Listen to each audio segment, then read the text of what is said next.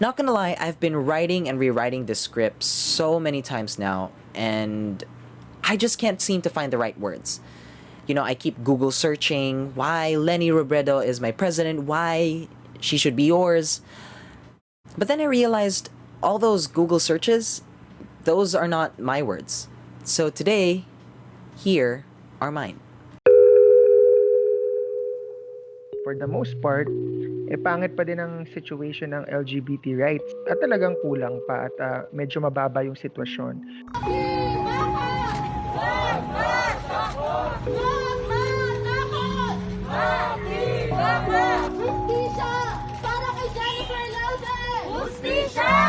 Aksyon Demokratiko standard bearer Isko Moreno earns the ire of the LGBTQ plus community. They are calling out Moreno over a joke involving his son Joaquin during a campaign sortie in Butuan. Duterte said he has nothing against gays and in 2015 even said same-sex marriage is good, but he still imposed policies that treat LGBTQ people unequally. The past 6 years, as a young queer Filipino, I was horrified with the actions of our government. It made me feel like I wasn't seen. It made me feel like I wasn't heard.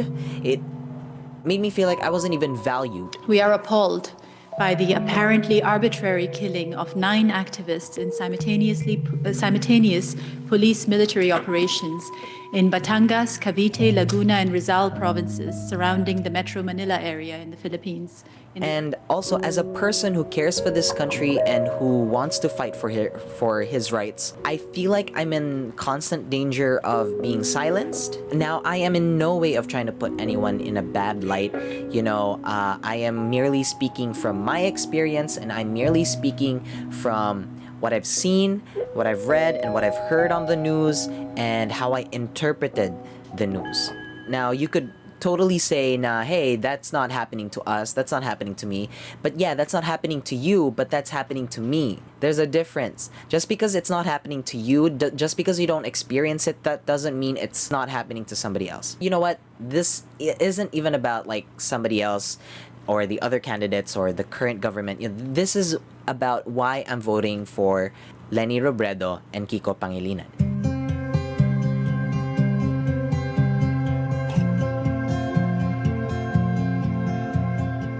Last March 24, I attended the People's Rally for Leni Kiko at Digos City, and the energy that I felt walking into the doors was so electrifying. Everyone was excited to be there, and I just loved it.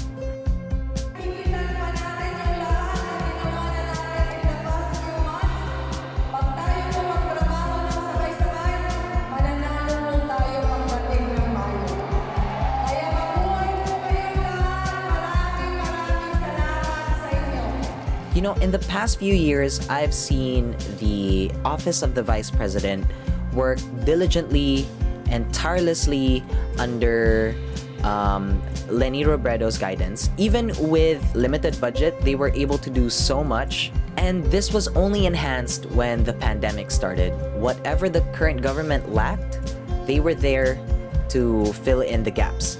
Even Leni Robredo said it herself. All throughout the pandemic we were trying to fill in one gap after another.